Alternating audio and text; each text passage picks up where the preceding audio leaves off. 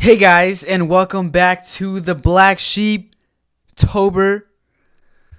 Okay, yeah, that was it's a little too much excited there. Hey guys, welcome back to the BLACKSHEEPTOBER. Welcome back to BLACKSHEEPTOBER. Yeah. So yeah, as we said, Spam the comments with BLACKSHEEPTOBER down below. Hashtag BLACKSHEEPTOBER. Yeah, as we said last time, we're doing all like creepy episodes for the month of October. We got the red lights on.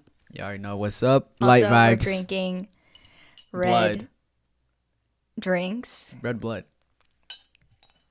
Mix champagne with the blood. Comment down below what you think that is that we're drinking. It's blood. But yeah, today we have a very exciting episode as well. Every episode is going to be exciting. It's just how we're going to introduce every single episode. Yeah. So this time around, guys, we got a really exciting one. It's so fucking exciting. It is. It's even more exciting than any of the other ones. Yes. Every time. And then every time. It's just more and more exciting. It's just exponential, the excitement. Yeah, go ahead, Liza. But yeah, like we said, we are going to be doing like spooky episodes every episode this month for Halloween, well, for October. But today we're going to be talking about basically crazy things, scary things, true crime cases, just things that have happened on Halloween Day over the years. In the past. Yeah. I don't know. I just find it super interesting. And we both love true crime. And these are true stories that have happened. So it's not like, you know, someone just made these up. These are actually like cases that have happened over time. And we just thought it was super fitting to incorporate that into BLACKSHEEPTOBER. Yes. So that's what we're going to be doing today in this episode. Yeah.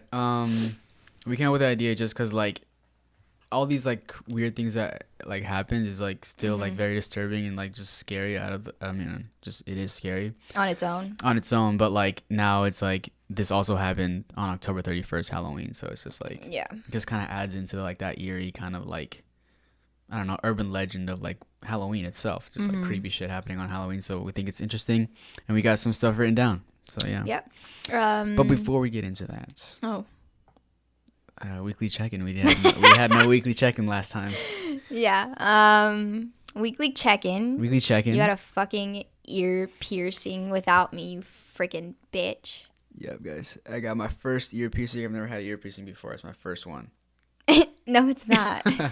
No, I got my... When did you first get your ears pierced? I was like 14, I think. Oh, really? Yeah. Did you go by yourself? Who'd you go with? I went with you, remember? And then they were like, okay, no, we can't. We need a parental guardian.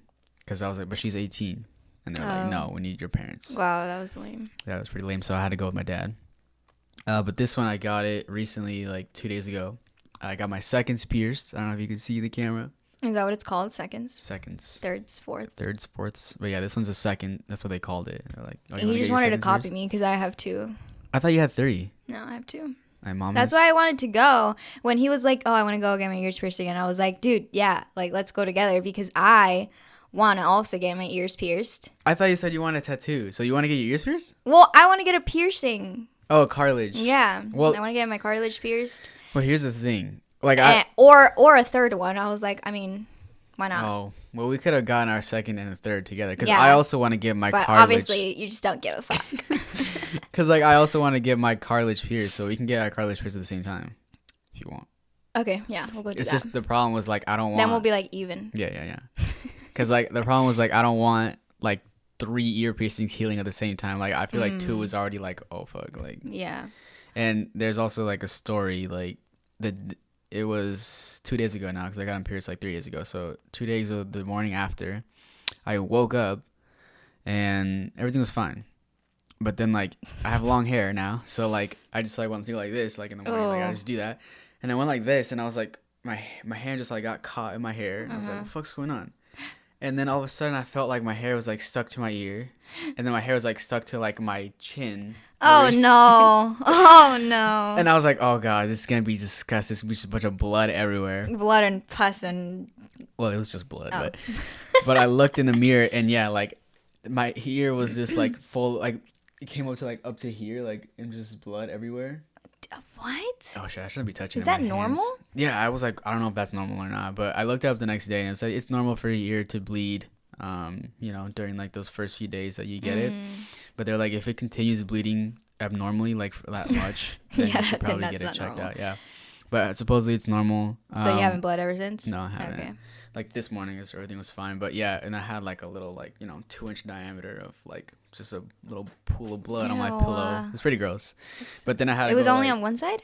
Yeah, because I slept on my right side, so I think it was just like the irritation. It or tugged it or something. It was just the irritation. Like it wasn't like, oh, it's infected.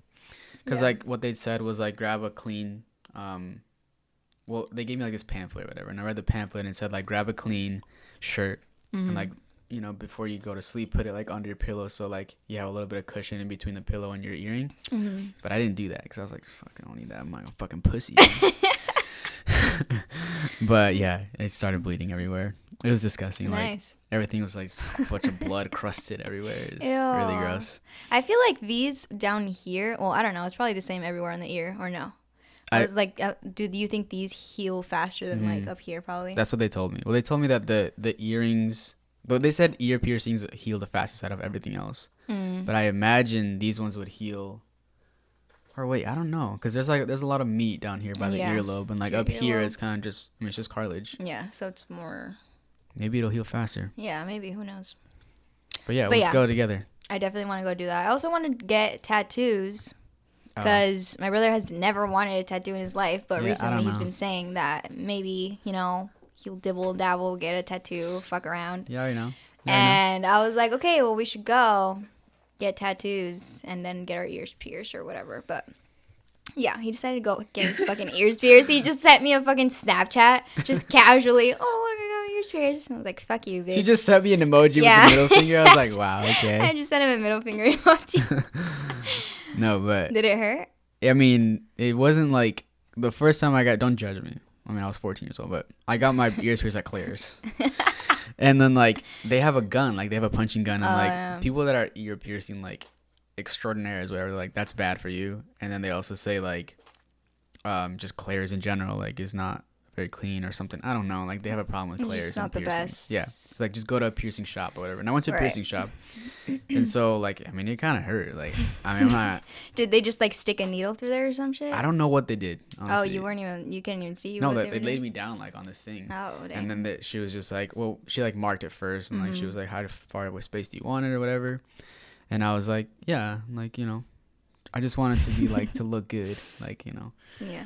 And so we just did that, and then she just laid me down, and then I don't know if she did it with a needle, because I didn't feel like a needle and then come out and then like put the earring in. I just felt like one swift motion, so I think she just might have done it with just this. Stop. I swear, dude, I think that's how they did it. Okay, comment down below if that's normal. Yeah, well, I don't know how. To just pierce someone's ear with the earring? Is that what you're saying that you think happened? I think that's what happened.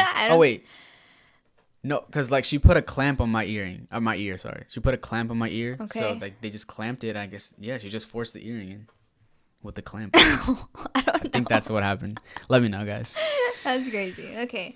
But it didn't feel good. Like it didn't hurt that bad, honestly. She just would like breathe in and then breathe out. When I was breathing out, I was like, and it wasn't like she was struggling. It's just it felt a little pop. Yeah. But yeah, I'm down. Let's go together and we'll record it and we'll show you guys for the podcast. Should we? Yeah, we'll record it and just like put it in the video version. All right. Okay. We'll record you being a little bitch. How's your week? Yeah, my week has been fine. I thought I would be a little bit hungover today because last night I went out with some of my girlfriends and we drank a little bit and stuff, but I feel pretty fucking good today. Do you usually get hungover? Sometimes I do. It's only when I like mix like different alcohol and I'm just like, okay, I'm gonna go crazy today, But yesterday, no, we just took like a few shots of tequila, and yeah, we didn't like mix with anything, so like it wasn't too bad. Okay. So usually I would say most of the time I don't get hungover. Like most of the time I'm good, but when I do get hangovers, oh my god, it's so bad. I fucking hate it. I remember like your friend. I'm not gonna say which one. Oh. No, it's not. It's not anything salty. But she said she's never been hungover before. Oh, wait, who was it? I'm trying to think now. The one that. What letter to start with? A. But I don't know. I mean. Oh yeah. Yeah, she said she's never been hungover, but then she has actually, like, recently. Oh, okay. Recently. I think she's been hungover twice recently, Pretty and bad? it's, like, really bad for her. Like, yeah, so. Yeah, that's funny though. But other than that, my week's been good. Nothing new. Just chilling. I'm trying to still see, like, I've been ordering a bunch of, like furniture, little extra things that I need for my apartment and stuff. Trying to get everything together. And yeah. Yeah, that's good. Anything else for you? You went to the fair? I went to the fair, Washington State Fair. It was, Is it Washington State Fair? Yeah. Oh. Washington. Is that different from the Puyallup Fair? I think the Puyallup Fair is the Washington State Fair. I think it is, but don't quote me on that. But I'm pretty sure. I'm pretty sure it is. I went to the fair because I haven't been there in a while, and I really don't enjoy going to the fair. But this coworker invited me, so I went with him. I think, yeah, I've only been to the fair once, like, that I can remember. I think we went as kids, obviously, because, they give your little, Tickets. like at school, they give you little free tickets and stuff. Yeah. But. I saw camels. There was camels. What? There. Yeah, dude, there was I've camels. never seen camels there. And I saw just some cows, obviously. We rode some rides, but we got there pretty late, and honestly, it just wasn't a vibe. There's so many, like, literally, there's no business of like that. Was there hella people there? There? Yeah. Oh, there was hella people. Hella people. Probably because it was almost ending, and people were like, "Okay, we need to." That's true. Go we went like before- 2 days before it ended, but Yeah. I don't know if I just heard a lot of people saying as well that like it's just been packed all the time. This whole time, just because I feel like COVID and stuff. Like people want to go out, but everyone was wearing masks. Most people were wearing masks. I didn't wear my mask. Was it mandatory? Yeah. There's people like, well, whenever like people will come around, they're like, "Do you have a mask?" And I'm like, "Yeah, I have a mask." I'm like, "Okay, put it on." I think it's so weird. Like when I went yesterday, right? We went to a concert, and the masks were mandatory, and we were waiting in line and stuff. But when you go in and you're sitting around all these people like, just take them off. Yeah, they didn't say like, "Oh, you have to wear your mask." So no one in there was wearing masks. Fucking hell. So yeah, I don't know. It's just like, what's the difference? Like we should be required to wear masks inside too. Then when we're around all these people. Yeah, it's just because like I just think they just don't want to enforce it that much. Like it's just workers. It's not like they're the fucking government CDC approved or whatever. They're just like, okay, well, I'm not gonna tell you to wear masks. It's not my fucking problem. Oh yeah, and when we were going in too, a lot of the workers were just like not giving a fuck, and really? like they didn't even check our bags. Oh, the girl, she was like letting us come in, like, and she was like, she had just got in an argument with one of the other workers there, probably like supervisor or something, and she was like just scanning us super quickly, and then she was like, "I'm supposed to be checking your guys' bags, but right now I literally give 0 fucks, so go ahead." Oh. And I was like, "Oh, okay." But yeah. Savage. Yeah. I was like, shoot, if she didn't check someone's bag and they brought in something, A gun or something? yeah, like that would have been bad. But yeah, so that was basically our weeks. Yeah. I didn't get to go to the fair this year. You wanted to go? We kind of did, but I don't know. We just never ended up finding a day where we all could. So we just didn't end up going, but whatever. There's always next year. It's overhyped. I mean, yeah, honestly. I've gone to the fair once that I can remember, like I think either last year or the year before that. And it was okay. I don't know. I don't like being around a bunch of people and that's why I don't also like the waiting in fair. lines and like all that stuff. It's just like too much for me sometimes, but the rides are pretty fun. They are. So, I mean, that's what I like about it. Anyways, tell us about your week and if you went to the fair, if you live in Washington State or anywhere else, and if you wear masks when you go to the fair. Yeah, let's get into it. yeah. Talk about some scary things that happened on Halloween night or Halloween day.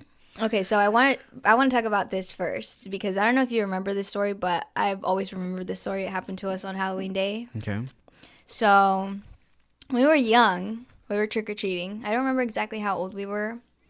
Not too little, but I can't remember exactly. What? But it was me, you, and some of our other cousins. I don't remember if Sinan was there or not. But, like, some of those, like, cousins, you know, and my parents were there with us. We were, like, trick-or-treating. It was dark outside. And we got to this one house, and it was, like... Talking about the creepy old lady house? Yeah. I think I remember. You remember this, right? Slightly? Yeah. I feel like you probably remember it less because you were younger than me. It's so distant. Like, I've always remembered this on Halloween. I just think it's so, like, creepy. But we saw this house, and we were just going down the block, right? Like, knocking on houses. And it was dark, so we weren't sure if, like... they actually were giving out candy, but my parents were like, well, fuck it, just go knock and check it out. So my parents were like waiting on the sidewalk while we went up to the house, right? So we walk up to the house and we knock on their door, and then this older lady wearing this like long, like it was like a black I remember something. It being black. Because I remember us thinking she looked like a witch. Yeah, I remember us thinking like, okay, this lady looks like straight up like a witch. Yeah, I remember. And, you know, us being little kids, we're like, okay, we're like a little bit spooked. And she opens her door and it's dark in her house, but there's like a glowing like purple light or something. Because I remember it kind of being like, I thought it was like, oh, a decoration or something. I don't know. Mm-hmm. And then she asked us to like come inside her house to get the candy. And I don't even remember if we ended up like getting any candy. Did we get candy? The thing I remember is that like... I remember we walked in. Yeah, we did walk in. The thing I remember is that thinking like, oh, this is so scary and like, why did we do that? Yeah. But in the end, I was like, nothing happened and it was all chill and we got candy. That's what I remember in the end. Okay, so I remember like she told us to come inside, right? And I think that she thought it was just us, but then she realized that like there's grown-ups on the sidewalk, like off to the corner. Oh, and if she would have like, you know, locked us in there or something. My parents would have came. Yeah, my parents would have known. And I think she did realize at some point that like my parents were outside, or maybe one of us said something, I don't know. But we walked in, and I remember thinking walking in like, what the fuck are we doing right now? We're literally just walking into this creepy old lady's house. It's dark as fuck in here. Why is she asking kids to come inside to grab the candy? That's just so weird.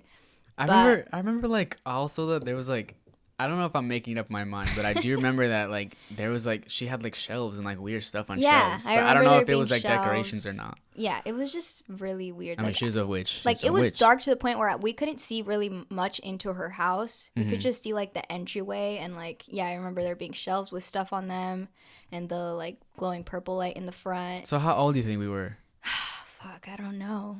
Because like you were probably I was based off my age based on yours. So how old are you? I would say probably like 11. Okay. I thought we were a little bit younger. 9. Okay. No, it has to be younger. Younger than you were 9? Yeah. It's probably like 8 or 7. Dang, so I was really young then. Yeah. Okay. Yeah, we were probably that young. But yeah, I've always thought about that because I feel like I just think that whole situation was so weird. Like, I don't know. Is that normal for people to just ask kids to come inside to grab candy? I mean, no, it's not normal, but Everything was just creepy. It was weird feeling. It was a different time, sort of. Yeah, but I don't know. Yeah, I mean, it still was. Like, why don't you just bring the candy already to the door? You know that there's trick-or-treaters. I mean, yeah, she was being sus. Yeah, it was a little weird. I never thought about how you're thinking about it. Like, she saw our parents afterwards, after the fact. I think so. So, I mean, that could have been it. Yeah. And I think also that's the reason we went inside, because we're like, well, if something does happen, like, our parents are going to know. They're going to be like, okay, we're knocking on this door. Well, I don't know if we were that smart. We probably just like candy. Yeah, At least I was. I was like, oh, some candy inside? Yeah. Yeah, I was a little worried, but, like, I also was like, well, you guys want to go inside, so I was like, okay, me too. I want some candy, too. I'm not going to go in alone, but, like, hey. Yeah. But I don't know. I always remember that fucking story. Yeah. I feel like a lot of stuff like that happens on Halloween because people are freaking weird. And there's a bunch of kids out at that time. Yeah, don't be a pedophile. Yeah, fucking creep. We did research on our own, but I guess there's a limited amount of weird things that happen on Halloween. So why don't we just start with the one that we have in common? Yeah, I think this one is a big story. You guys actually might have heard this one because probably. I've heard this case told multiple times. I actually don't remember if I have. I have, because I watch a lot of, like, true crime stories and stuff, and a lot of true crime, like, YouTubers, and I feel like I've heard this story covered probably 2 times from different people. Okay. But yeah, we'll just go back and forth. Yeah, so basically, this story's so fucking crazy to me. Mm-hmm. So this guy, his name was Ronald Clark O'Brien. Yes. It was Halloween Day, and I don't know. Well, I mean, we're not gonna go super deep into these stories, guys. We're just kind of summarizing them because we have multiple things. But basically, he decided that it would be a good idea to lace his 8-year-old son's Halloween candy with cyanide. Mm-hmm. I guess just to get his life insurance money. Yeah. Oh my god, that fucking blows my fucking mind. That's also just like the most horrible. I can't imagine something worse than that. Like what? Jesus Christ, that's your own child. Exactly. How do you just get that idea? I don't know, bro. Like, my 8-year-old son, gonna get him life insurance, gonna lace his Halloween candy, and just, I want money. Who cares if he dies? Yeah. That's so, insane. I mean, there was a little bit of motives, right? Did you hear about? So what I read was that he was like in debt, highly in debt. Yeah, I mean, obviously, like, he needed money. Yeah. But that's just so fucking extreme. So after, like, they found out, like, that these kids' Halloween candy had been laced, the police, like, grew suspicious of O'Brien, and they began to do some digging. The police learned that he was actually, like, $100,000 in debt at the time. So it was 1974, 1970 something. Oh, shit. I didn't even get the year. But Yeah. I believe it was 1974 when it happened. And so in today's money, that would be, like, $500,000 in debt. So he had taken life insurance policies on both of his children at the time, right? It was Timothy and the other girl. He had another little girl as well. And he had also like visited chemical supply stores in Houston to buy cyanide, but he didn't actually buy cyanide from the chemical store because he found out that they would only sell them in like 5-pound packs, and that was way too expensive. So he got it from somewhere else. The police don't really know where he got it from. But they found out that they did some digging. And they found out like what he was doing and where he was going in the past weeks leading up to Halloween. And so that's how they were like, okay, this fucking this guy's the guy. He put cyanide in the pixie sticks, right? Mm-hmm. The pixie sticks candy. And then he even like stapled it back up or something. Yeah. To like whatever. And he also gave this to his son's friends, no? Yeah, so what I wrote down was on October 31st, 1974, O'Brien took his children trick-or-treating in Pasadena, Texas, in this state neighborhood. His neighbor and his 2 kids joined O'Brien as well. So his neighbor and his 2 kids joined O'Brien and his 2 kids. Okay. When they got to a house and there was no answer, the kids grew impatient and ran along to the next house, and O'Brien stayed behind. And then later on caught up with the group and said, hey, the person that wasn't answering the door gave me these pixie sticks. There were like 5 pixie sticks that was like 21-inch long. Like, those like big giant pixie sticks. If you've ever seen those, like they're like almost 2 feet long. And he was like, there was 5 of them. So he gave 2 to his own kids and then 2 to the other neighbor's kids. And then 1 later on he gave to this 10-year-old boy who he recognized from his church because he was actually a pastor. Oh, was he? Yeah. So O'Brien worked as an optician at Texas State Optical in Houston, but he was also a deacon at the Second Baptist Church where he sang in the choir and was in charge of the local bus program. So always the fucking pastors. It's always the fucking people that believe in God. It's like, okay. Yeah, it's always the ones that go to church all the time. That's Anyways, fucking stupid. But yeah, so that's just crazy to me that obviously he wanted to make it not like noticeable or obvious that it was him that gave his son candy. So he thought like, they're going to go, well, they investigated the neighbor, right? First, They investigated the neighbor that he said he got the pixie sticks from. And he probably thought that was going to be the end of like the investigating or whatever. Right. But like, dude, what? I mean, he made it so obvious. Yeah, so obvious. But not only that, like he didn't care that his own child was gonna die, but also all these other innocent kids. Well, I mean, that's his plan. He was like, well, so fucking evil. I can't just make it suspicious that my own kid died. Like, everyone else is gonna die too. And so Timothy, his son, actually died within an hour of consuming the candy. Yeah. What I wrote down for the exact things that he put in the well, when they examined Timothy's body, his autopsy reported that he had potassium cyanide in his system. They traced it back to the candy that he ate, and the police gave out a warning in the community of laced Halloween candy, and furthermore, like pixie sticks and Halloween candy. So the parents obviously like looked for pixie sticks or whatever in their kids' Halloween candy, and then the police managed to obtain all the other 4 pixie sticks before they ate them. Consumed, so that's a good thing. Yeah. So supposedly he all the pixie sticks had been opened, obviously, and then stapled back together like you said, but not before the top 2 inches of the pixie stick had been emptied out and then replaced with potassium cyanide, a powder that is deadly, obviously. The candy Timothy consumed had enough cyanide to kill 2 adults, and the other 4 had enough to kill 3 to 4 adults. So it was pretty wild.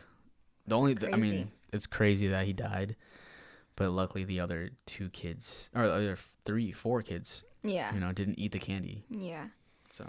And he called about the insurance money the day after his son's funeral. Jesus Christ. Like the day after, he was like, "Hey, I'm here to claim my money." So not obvious, bro. Like, what the fuck? People are stupid. So yeah, what I wrote down is that he was arrested on November 5th, 1974. So 5 days after. Jeez.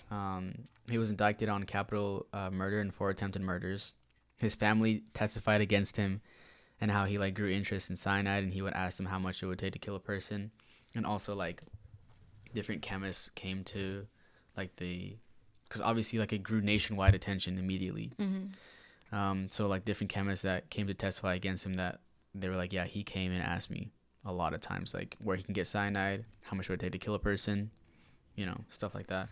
Yeah. So his own family like testified against him, talking about like what he just became weird during those weeks. Like he would talk about money issues and what he would do if he had a lot of money, where he would go, what he would pay off. Right. He would just constantly talk about that, because obviously that's what he was thinking about. Yeah, I feel like when everyone found out that it was, the own father doing this to his own son, like that's even more mind-blowing than just, a stranger's releasing Halloween candy for kids in general, Yeah. But at least, that one would just have no motive, right? It would just be to harm somebody. Yeah. But this one's like, he wants money. Yeah. I don't know what's worse, though. Well, some people just shouldn't fucking be parents. Yeah. But, that's all I have for that one.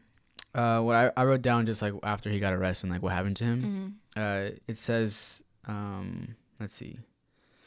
The case grew national attention, obviously, and then the media dubbed him the Candyman. Yeah. So. That's what I wrote down. Yeah. When his case, Candyman. Yeah, when his case came to like trial and stuff, the jury took just 46 minutes to find him guilty on all accounts, and then just 71 minutes to sentence him to death by electrocution. Shortly after, his wife divorced him and then remarried with their young daughter.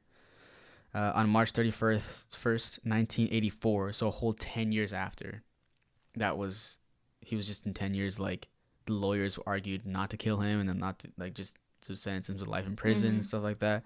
So a whole last 10 years later was when he was actually executed by lethal injection in Huntsville Unit Prison, Texas. So he got electrocuted, and then later... No, I guess he just... They said that electrocution was way too... They were just debating it. Yeah. So he got lethal injection, and that's how he died. And that's worse, right? I don't know, actually. You don't know? Electrocution's like pretty harsh. Yeah, but lethal injection, I heard that shit's hella painful. Yeah, who knows? It's fucking dying. Either way, it's gonna be painful. Yeah, but some people deserve to be tortured. Yeah, so apparently, during his execution, he retained his innocence. He just said he was innocent the whole entire time. That's so stupid. His last words were, "I forgive all, and I do mean all, those who have been involved in my death. God bless you all, and may God's best blessings be always yours." Oh my God. Yeah, can you believe he said something like that? I cannot. He's just talking about God going to the grave, bro. Like, So fucking This is going psychopath. straight to fucking hell is where you're going, bro. The fuck? And so apparently 300 people gathered I to see. forgive you guys. Yeah. Can you believe that? Oh my god, the nerve. And so apparently 300 people gathered around to see him die, and like a bunch of people like yelled out "Trick or treat, motherfucker" or something like that. It's fucking wild. Holy People fuck. in Texas is savages, bro. That's crazy. Yeah, I don't know. can't believe you fucking said that. Yeah, like I feel like Texas is probably the worst state to like have a trial in where like the death penalty could be. They're just gonna be like, yeah, death penalty, bro. Like Texas doesn't give a shit. Yeah, I think they have like kill everyone. Yeah. Death to all. But Yeah, that one was pretty. It's pretty dark. I can't believe we just started with that one. yeah. All right. So, I just wrote down this little one. This is in 2005 in Delaware. Okay. I feel like I've heard many of these little stories of like things like this happening. So I guess someone committed suicide the night before, and they actually had like hung themselves somewhere outside of their house.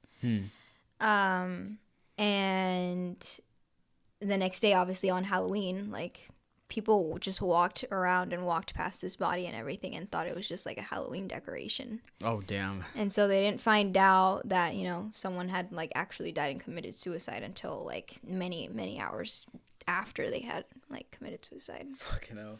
I feel like this happens a lot. Well, at least like on Halloween Day, you know, everyone's dressed up. There's decorations everywhere. Someone could literally be walking around that had just killed someone and Like had a blood dead all over body them. over them or Yeah, something? or just be dragging like an actual dead body in a bag. Yeah, I and feel you'd be like like, they- oh my god, sick costume, bro. Bro, that's sick. That blood is so That's realistic, so bro. fucking real, dude. Yeah, that's pretty wild. So I think that's the crazy thing about Halloween. You just never know. Probably outside trick-or-treating and there's just a bunch of killers around you. You just don't know. Everyone got a mask on, so Yeah. Those are the creepier ones. People that have masks on and they're like fully covered. Just never know. They're can't just trust ready for anything. can't trust nobody out here in the Yeah. streets. I also had one about hangings. Hangings. Okay. Yeah, but they're a bit different. These ones are accidents. Oh. So in 1990, 17-year-old Brian Jewell from Lakewood, New Jersey, was operating a haunted hayride, and as 40 viewers came around in a hay-filled wagon for the next frightful scene in the horror attraction, they instead saw Brian hung by the neck, toes inches from the ground. Oh, I think I've heard of this. Like this guy was like he was a part in like this like haunted hayride thing, and like supposedly like what he's supposed to do is like he's supposed to be there and like on top of this like what do they call it? The gallows, is that what they call it? Or is that something else? I don't know. Don't ask me. I have no fucking clue. He's like supposed to be standing on this platform, and then he's supposed to like say a few words and then like pull a lever and then like pretend like he hung himself. Like that's like the thing that he was supposed to do. But I don't know what happened. Like supposedly the noose that he was using was not a noose that tightens, so they don't even know how the fuck he died. Like it's a noose, but it doesn't tighten. Like, you know how like a slip knot, like the more pressure you put on it, the tighter it gets. Yeah. So that's how you like hang yourself or hang somebody. But that slip knot, or I don't know if it was just slip knot or not, it was just a rope. It's not supposed to tighten, so they don't know how he died. But what he's supposed to do is like he's supposed to have 1 foot on the ground and then like 1 foot on a like that's hanging. I don't know how they did it, but it's like some sort of trickery that makes it look like he's hanging, but really his feet are on the ground. I don't know. So he was doing this live, like there was people there watching him doing this, or was he like? So he was supposed to, but when they came around, he was already hung. Oh, like he had like tested it or some shit. Yeah, or like he was testing it beforehand or something. And so when they came around and then like they just saw him hanging, they were like, "Oh, Oh my that's god, that's cool." I guess they're like, crazy. "Oh, that's cool." Like someone hanging. But then obviously the operators were like, "Okay, he's not supposed to be hanging yet. He's supposed to be saying this whole monologue." and he's just not hanging. doing anything. And so they were like, "Okay, what the fuck's going on?" So they went up to him and he was dead. Like he had been hung. Like That's crazy. Do you know if they like investigated it at all? I don't really know. I just know that like this is what they said. They're like, how it's supposed to work is that the noose is tied around his neck, but the noose doesn't tighten. He would step down 1 foot on the ground and have it appear that he was hanging. Yeah, that's all they said. I mean, that's all the quotes that I got. But then, a week later, a 15-year-old boy by the name of William Anthony Odom accidentally hung himself while trying to perform a similar stunt. So a week later, in a different state, I believe. Ooh, I don't know if it's a different state actually. But yeah, just a week later, 1990, during a planned private Halloween party, William was set to perform a stunt later that night in the basement of his aunt's house. When they didn't see William for a while, they went looking for him and found him inside a freestanding wooden cupboard, slip knot around his neck. Apparently, he was sitting down and his neck was like bent over to his side. So these like unexplainable, like he was sitting down and the noose was around his neck. Like, how does that even happen? Either like he panicked or something, like it got just like really tight and he just panicked and he just like, I don't know, he passed out, you know, because obviously like I think it only takes like 10 to 15 seconds of your brain like deprived from oxygen for you to pass out. Yeah. Oh, 10 or 15. Yeah. So like if someone like grabs you by the neck and like just tightens it, when your brain doesn't get oxygen, you just pass out. And so obviously he passed out, but the thing was still tight around his neck. He just died. Only 15 years old. Jesus Christ. Yeah, the coroner examined his slip knot. These stunts. Yeah. Supposedly his grandfather said that he and his Mrs. Boyd, his mother, tried to revive him, but he was dead by the time the first medical response team arrived. Yeah. Yeah, these stunts are dangerous, man. Like if you're gonna do it, like get something that is like a stunt slip knot. You know what I mean? Like don't use a regular rope. Yeah. Or just probably don't do it at all. But even that guy that was doing it with the one that's not even supposed to tighten, like shit just happens, bro. Like it's still freak dangerous. Accidents. Yeah. So in 2001, in Chicago, a 55-year-old Chicago resident, this guy, this was so like I didn't do any like research into like the backstory of this, but it's just like shocking. Wait, 2001? 2011. Did I say 2001? Yeah. Oh, 2011. I'm looking down her notes and it says 2011 right there. I'm like, wait, what's going on? He realized that his candy bag was missing, like his Halloween candy from outside, I'm assuming, that he had for like kids to go trick-or-treating, right? Okay. And he just assumed that it was his neighbor that took his candy. So he went over there and stabbed her to death with multiple steak knives. Wait, what? Yeah. Like, he just assumed that she had taken his candy, so he went over there and just stabbed her to death. What the she died by just getting stabbed by this dude that just thought, you fucking stole my candy, and he just took it to the extremes. Obviously, something's wrong with this dude.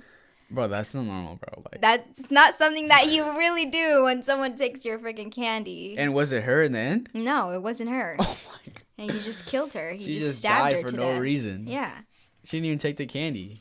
I thought that was fucking crazy. I was like, people don't steal anyone's Halloween candy because you never know how people are going to react. Who is this guy? How old is he? He was 55 years old. So he was an older man. I don't know if like, you know, he had any sort of like mental health issues or he was going through something or I don't know. But that's just taking it to the extreme. That's a lot. Jeez, to kill someone over candy, right? And it wasn't even her. She's just a neighbor, just living her own life, and he just goes over. That's very sad and gruesome. Jesus Christ. So what? You don't really know what happened to him? Like, no, I don't know. I'm pretty sure like he, you know, got arrested and whatever. But damn, that's fucking crazy. Yeah, I'm scared. I'm not opening my door on Halloween. I ain't giving out candy, nothing. Fuck that, dude. Scared of the trick-or-treaters. Scared of the kids. But yeah. You can read your next one.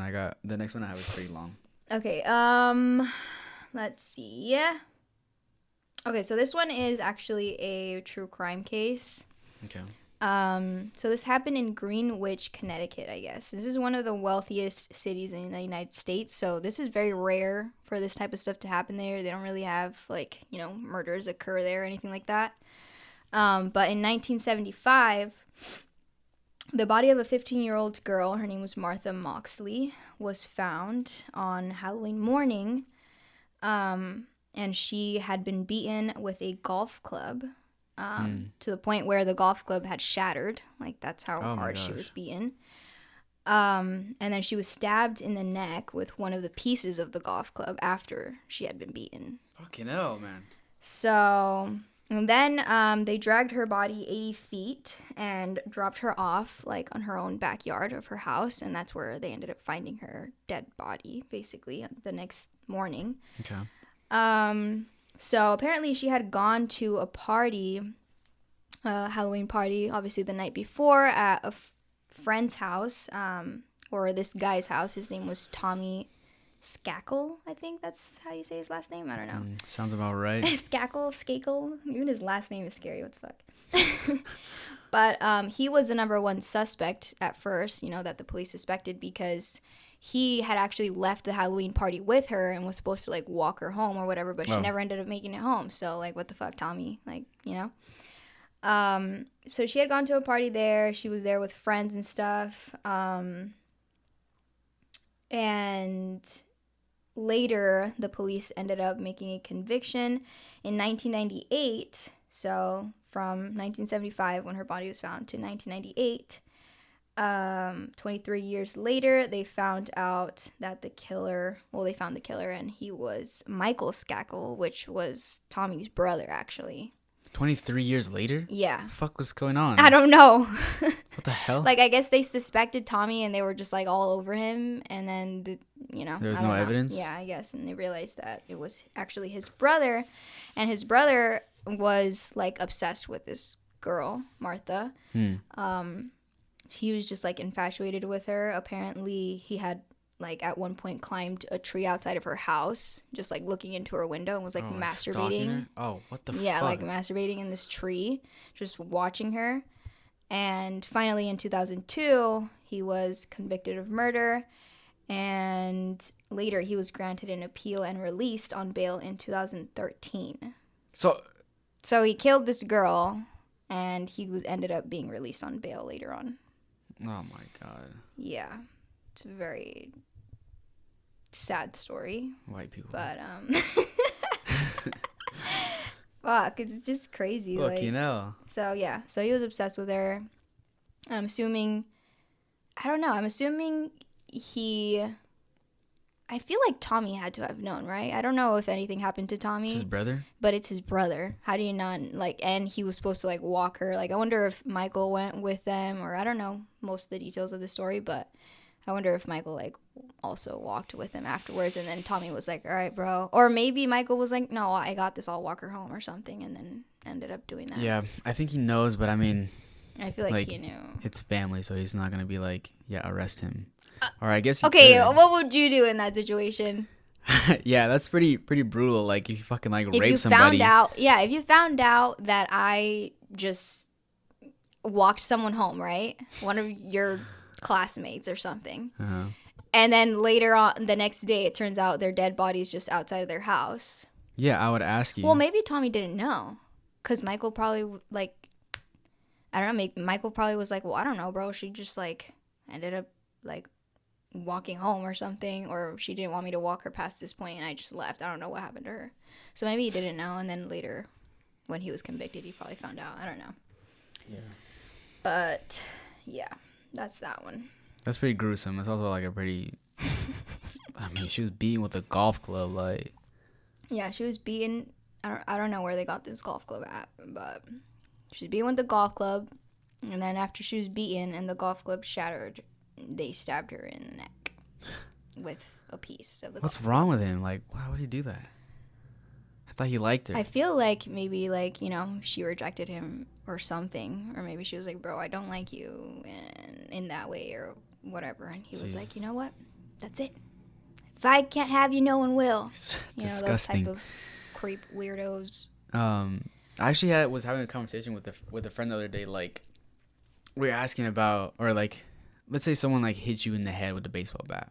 With a baseball bat. You know what I mean? Yeah. Like, you would die instantly, right? Like, we were talking about if you would die instantly. If like, someone hit me with a baseball bat, hella hard.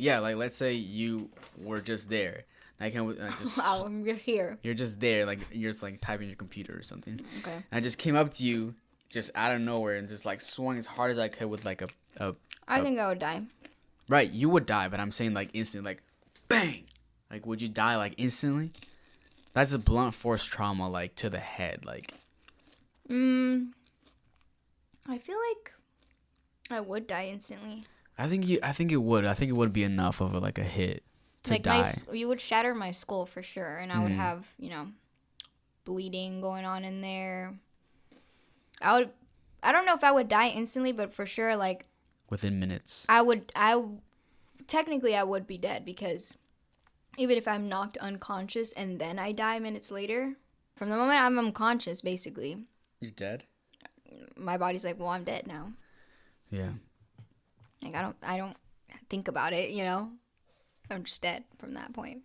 So Yeah, because why are you thinking about that? What the fuck? Who are you having these conversations I'll with? tell you about it later, okay, bro? I need your help with kinda something. scared. I need your help with something, all right, bro? I'm gonna Just turn you kidding. into the cops. No, but I forgot what we were talking about. But we had brought that up for some reason. I don't remember why. Just some reason, guys. Okay. But like, cause like that's worse than like, obviously if you get shot. Oh, I think we're talking about getting shot at first. We're like, if you were gonna get shot with a gun, like where would you want to get shot in your body? Like what's probably like the best? Obviously all of them are gonna be bad, but like if you were to get shot somewhere, where would you want to get shot? Probably like my finger. No, okay, so like a hand, like you like if you had like a shot you in your hand. Not in the middle. No, it has to be somewhere like obviously. Okay, fuck you. I would say like I don't know. Probably like my forearm. Okay, yeah, that's not bad. Like one of my friends said, like in the thigh, and I was like, dude, like. But if your That's- leg's fucked up, Yeah, or if you fucks up something and you can't walk, then what? yeah, but also like there's a lot of arteries in there. You could easily Yeah. cut through an artery and you bleed out like in minutes. Yeah. So I was like, don't a know if that's thigh. good spot. Thigh is probably not the best. What I said was like a clip in the shoulder, Yeah. But even then, that one's probably pretty painful. My other friend said a foot, like getting shot in the foot. But then, like how you said, it's like if it's a killer and he's trying to kill you, you get shot in the foot. What are you gonna fucking do? You can't run on one leg for that long. Right. You're definitely gonna die. Yeah. But I guess if it's just a question of like where would be the least painful one, Yeah. probably then- a foot, not that bad. Yeah, I feel like that could heal. But if you go to the hospital and get it taken care of. all your bones are gonna break in your foot. Like you probably can't walk the same anymore. Yeah. I mean, I think something could be done. I bet. Anyways, I don't So know where what we're would you? talking about. You said the shoulder. That's what. I think the shoulder, like your butt cheek, bro. Me standing sideways, just like clip my butt just cheek. going through like the side of your Yeah. butt cheek, side profile. Yeah. You just have a hole in your butt cheek. But yeah. Fuck That's it. weird. No, I think probably the shoulder. But if we're talking like to feel the least amount of pain, like if you're gonna die regardless, where would you want to get shot? The head. Head. Right, or heart? No, because heart, you're still responsive up Oh until. fuck no. Okay, head. What I learned the other day was that like, you know how people like in movies like they break people's necks, right? Like let's say like there's like a spy movie and he's like sneaking up on this like person like a bodyguard and he just goes like Yeah. breaks his neck. It's like would that really happen in real life? Like how much force would you think you have to do to like just snap someone's neck like that? It's gotta be a You lot have of to do force. it really hard. But also I researched it, and so yes, it can happen. And there's times where Dude, the FBI is gonna show up at your door with these fucking researches. yeah, whenever I like How look up, hard do you have to go to snap someone's neck? dude, incognito, you know what it be. But like supposedly like you have to do it pretty hard and you have to get to a certain point where the vertebrae back here disconnects from your head. Right. So you have to go hard enough for that one to immediately die. But also, I feel like But this is where it gets scary because if you don't do it hard enough, they are alive. oh, I don't like And it's that. incredibly painful. Like you just like your head is just twisted and all your vertebrae is like your brain stem is like still connected to your whole nervous system. So it's incredibly painful and you're just there, you can't do anything. You just die with that pain. Slowly, Yeah. painfully. Can you imagine that? I bet like it's just like so horrible. Like your eyes are probably like all twisted. It's Stop! like- I don't want to be thinking about this. The viewers listening to this in the dark, like, That's got to be the What the worst way. Well, one of the worst ways to die. yeah. I don't know. But also, I'm trying to think like if I could do it. I could do it for you. No. But like I feel like it's not like you don't have to like yeah you do have to go hard, but also I don't think it's that hard. Because if someone's not really paying attention, their face and neck is just kind of limp and they're just like distracted doing something, right? Yeah. It's kind of easy. Yeah.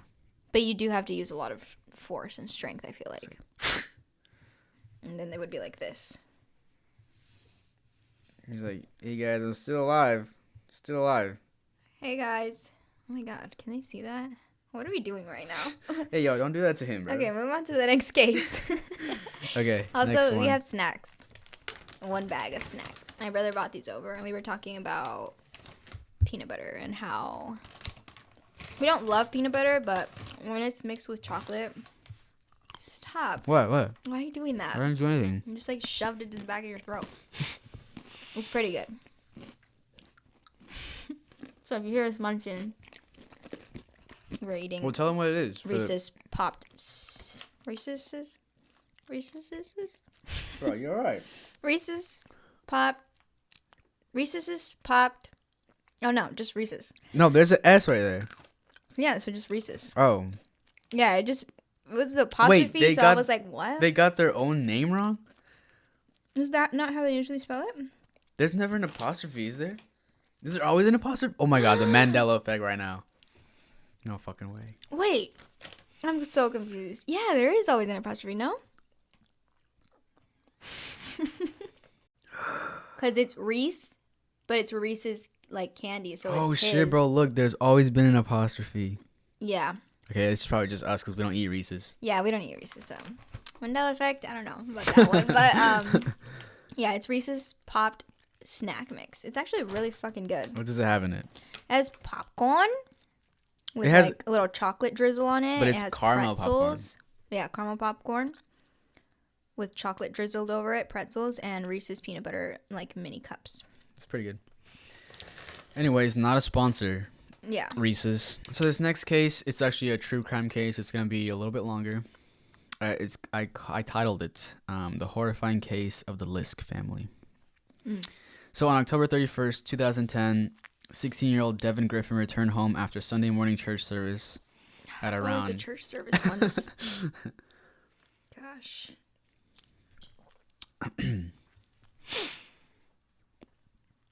At around 1:30 p.m. and decided to play some video games in his room. But when he stepped into his house, everyone was gone. He knew his mom, Susan Lisk, 46, was usually up at this time, and his brother Derek Griffin, 23, should be too. He started to look around the house and entered the master bedroom. He found his mom and his stepdad, William E. Lisk, I know this one too. 53. You do? Mm-hmm. They were covered with the sheets in their bed. Lying in bed with the maroon bed sheets pulled over their heads. He walked in and noticed his mother's foot poking out from under the sheets. He tapped on her foot to wake her up, but there was no response. When he removed the covers to reveal his mother's face, he found a bloody mess seeping into her pillow. He screamed and ran out of the house, figuring his family had been murdered. He called his aunt, and then they both called 911 together. When the police arrived, they found William Lisk and Susan Lisk had been shot and killed in their beds.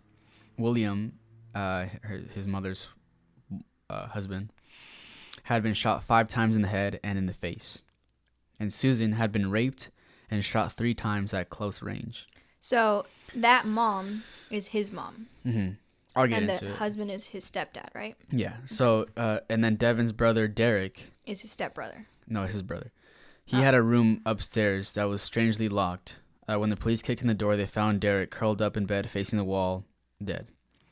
The coroner ruled his death for blunt force trauma and died within minutes of the first blow. Jeez. Probably a baseball bat. Baseball bats. The prime suspect was William B.J. Lisk Jr. BJ? Yeah, they just called him B.J. Oh. Son of William Lisk. So this was, and since he was nowhere to be found, they obviously frequented the house, so he was the first prime suspect at the time.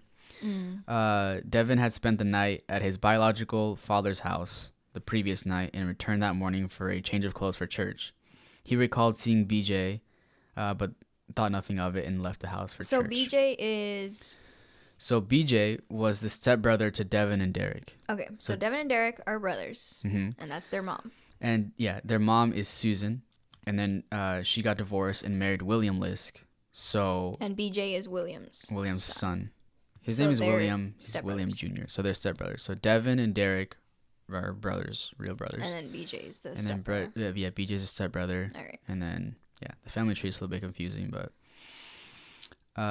so when we look back into the past of BJ, he was a quite troubled young man. In 2002, Father William called the police on the 16-year-old BJ because he threatened to kill himself.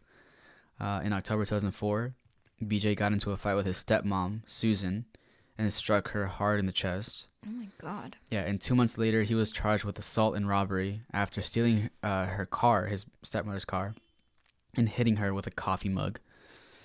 So, I mean, this guy... So, apparently, like, he just didn't like her because she came into his life and, like, you know, stepchildren and stepmothers.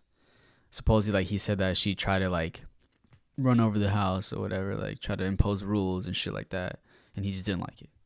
But he's obviously just messed up, like, in the head. Yeah. I feel like, so a lot of times people think, like, okay, these kids definitely had to have something, like, traumatic happen to them as kids, right? Mm-hmm.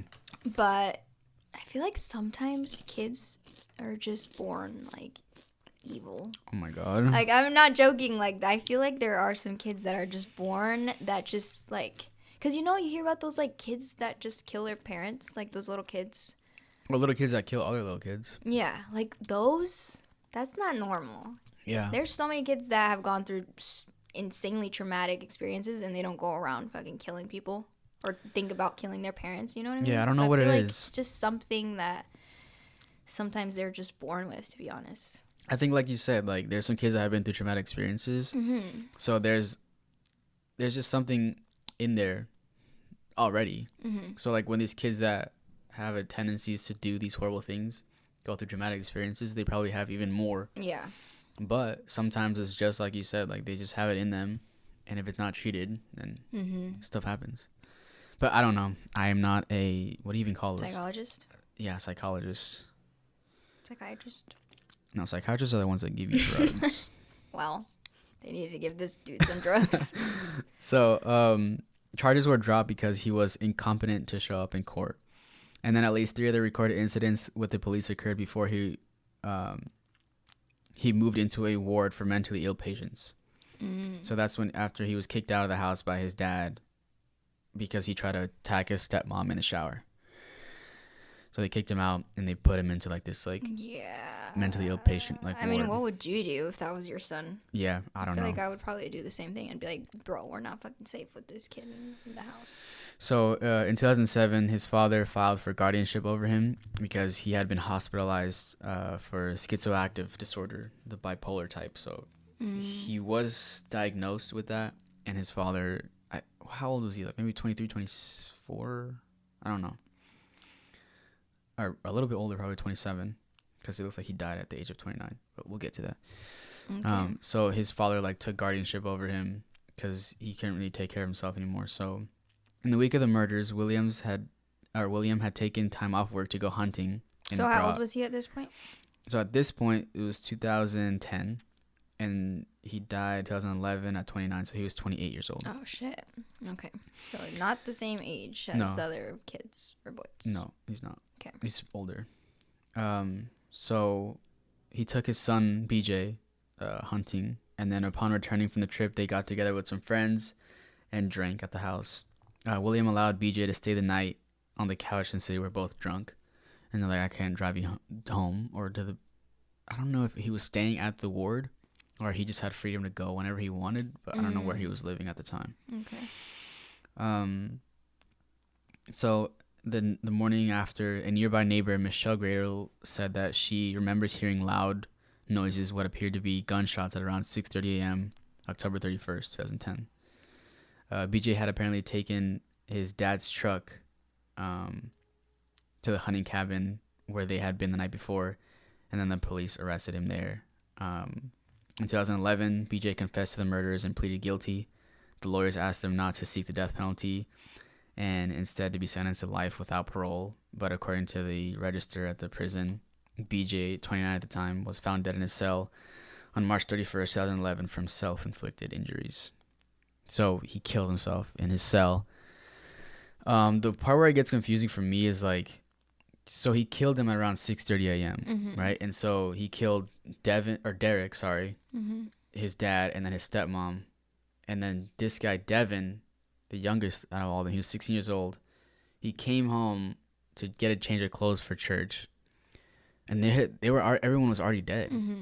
So he just came home, I guess, just changed really quickly, or he didn't even shower or anything like that. He just grabbed some clothes and left because he wasn't even like, where's my mom at? Yeah, he just thought, well, everyone's asleep at 1:30. Sleeping or not home. What did it say in the beginning that he remembered seeing BJ when he got there, and he just was like, oh, I guess he's here right now. But it said that he thought his family wasn't home, or what? Yeah, that's when he got home from church. Oh, okay. So when he came to grab the change of clothes, it was early. He just didn't really think. Probably like 10 or something, right? Yeah, he just probably didn't think. It was like everyone's asleep. Yeah, probably. That's wild, because like they were already dead. Yeah, when and he saw there. BJ, and like that he literally had just freaking killed him, and he had no idea then. But yeah, that happened in 2011, 2010. Jeez. So he got the gun because his dad took him hunting. Yeah. What do you think about that? You think that's a good idea? No, I don't think that's a good idea person that at all. has, all this stuff happen to them, and obviously like shows that they're Tendencies. violent, Yeah. and or they would do stuff like that. Yeah, I guess he's like. They know where you have your hunting guns and stuff. I don't know if that's a good idea, but I feel like either way, maybe he would have found a way if that's what he really wanted to do. Probably stab them or something. Yeah. But also, like, I don't want to like put words in his mouth or whatever, but like, obviously he's dead, so respect. But like, who? His dad. Oh yeah. Like, he was blinded by his son. Like, I read that like he was like, always like trying to be helpful to his son. It was just his son, so I can't blame him. But like when he has like those tendencies, you can't like take him and give him a gun. Like, I don't know. There's other ways to bond, okay? There's other ways for father and son bonding than hunting. Yeah. Fuck, I don't know, dude. Fuck. But I mean, it's a pretty sad story. Like, That's horrible. So Devin is still alive. So like, Devin wasn't there when this happened? No, because he spent the night at his biological father's house that night. So he would have been dead too. But why did he choose to do it that night when Devin wasn't there? I feel like if he wanted to kill all of them, wouldn't he just wait till he got back? No, maybe he didn't. Maybe it was like. Well, obviously that was only because he wasn't allowed at the house, because like his dad kicked him out. Oh, but he right. just let he him didn't stay there. Yeah, he just let him stay because they were that drunk. night. Because they were drunk, they got back and he was drunk. Fuck. Well, Devin, he got lucky with that one. That's messed up. Okay, yeah. Never mind. Never mind. Not lucky, but you know what I mean. Like he didn't kill him because he wasn't there. At least he didn't die. But that's very sad. Very, very tragic. What you got? Yeah, it's fucking crazy. So, we got another church story over here. So Fuck church. Stop. So this one is about so this happened on Halloween night 2012. There was a pastor, his name was John White.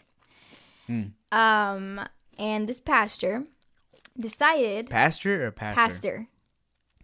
Pastor. She asked me before we started recording. She Is was it like, pastor or pastor? She was like, is it pastor or pastor? I was like, It sounds the same. You should- pasture is what the cows eat.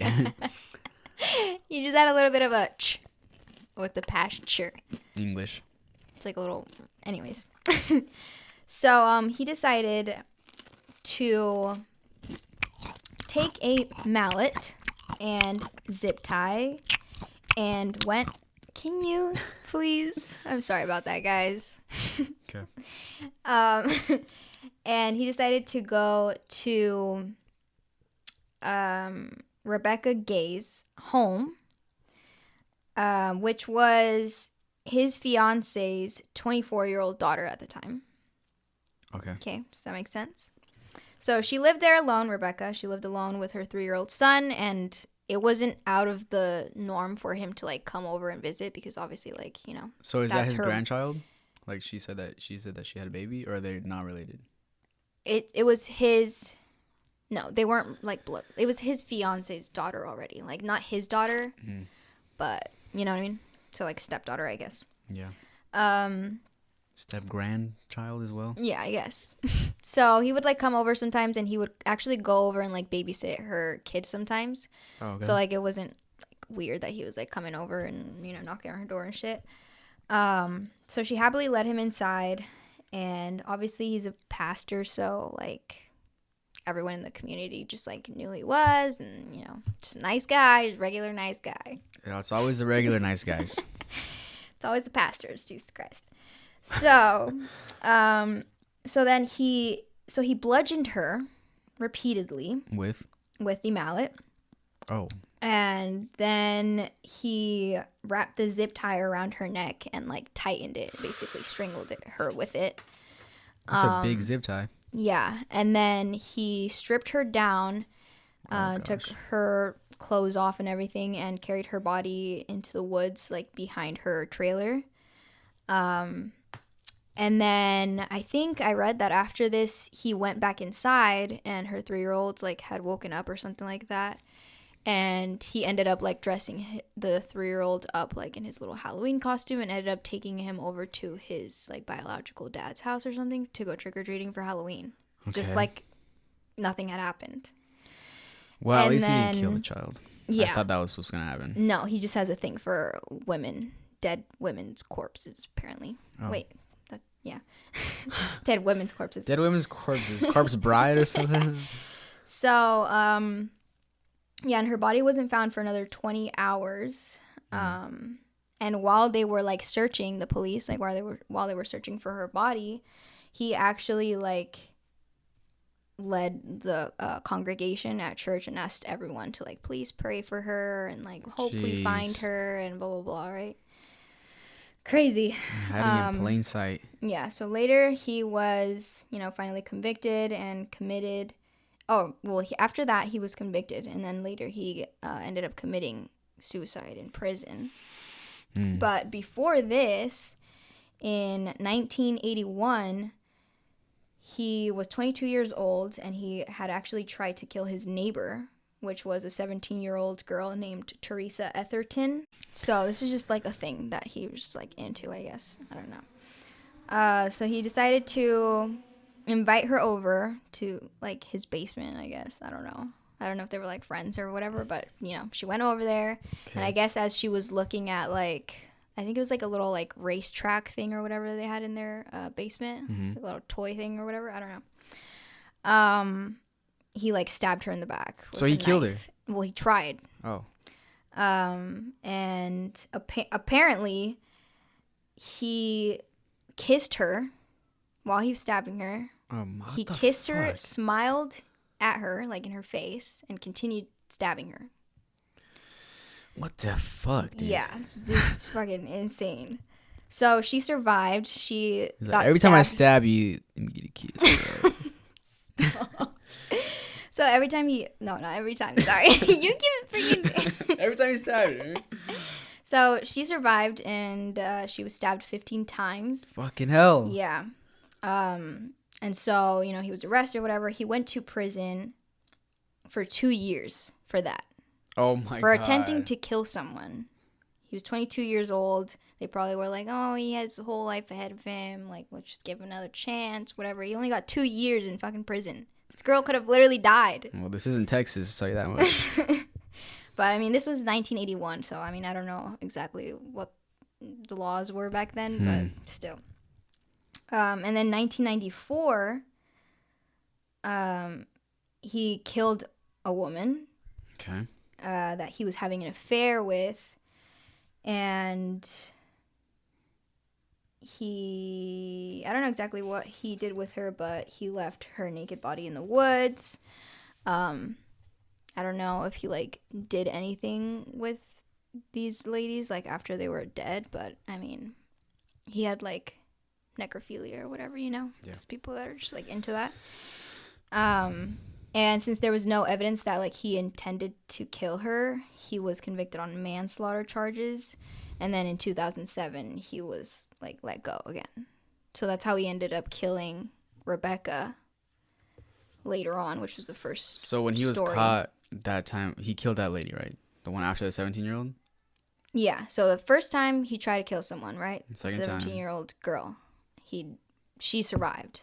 The second time he killed another lady that he was having an affair with, and then left her naked body out in the woods. And then, you know, he was convicted on manslaughter or whatever, and then let out in 2007. And then... So how many years was he in jail? So 1994 he killed that woman. Okay, so 1994, 2007. And then he was let out in 2007. So I don't know when exactly he was convicted. 13 years. Do you think he was convicted right when he killed her? Okay, like 12 Maybe a years. few years later or something. I don't know. But yeah, so he was let out in 2007, and then later on, again, he decided to kill Rebecca. And then he committed suicide in prison. So that was the end of his fucking line of killings. Jesus, well, they should have That arrested. all happened because he was let out multiple fucking times. Twice. Yeah. So those girls, after the first one survived, he should have just stayed in jail. They should have just kept him there, and those other two females would still be alive today. Yeah. Who knows what else he fucking did? Obviously, something was wrong with him. So. Psycho. Yeah. But you know, if it wasn't for them, we would have nothing to talk about. So. Bro, why do you have Just this kidding. fucking? Hey, cut that out, editor.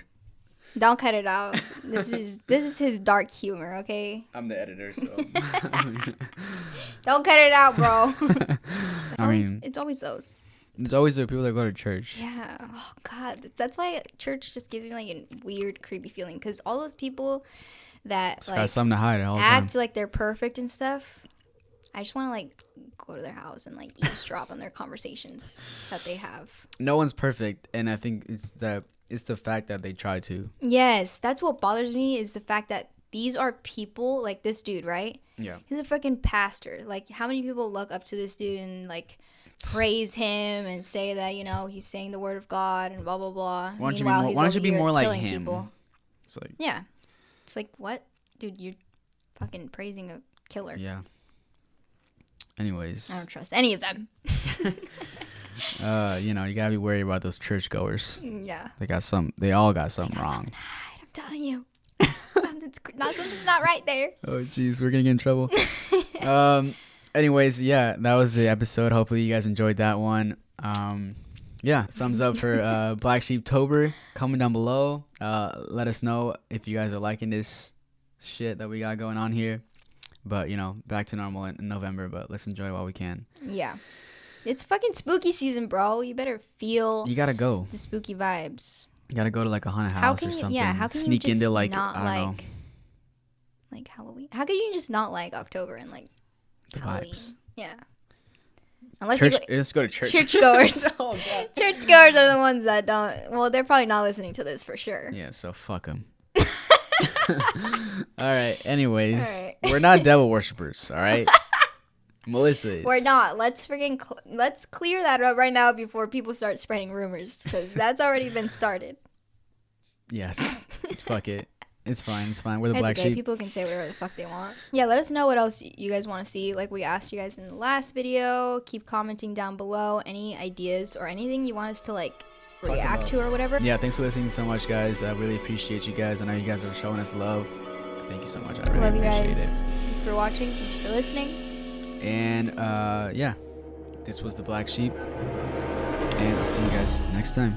Bye, guys. Peace.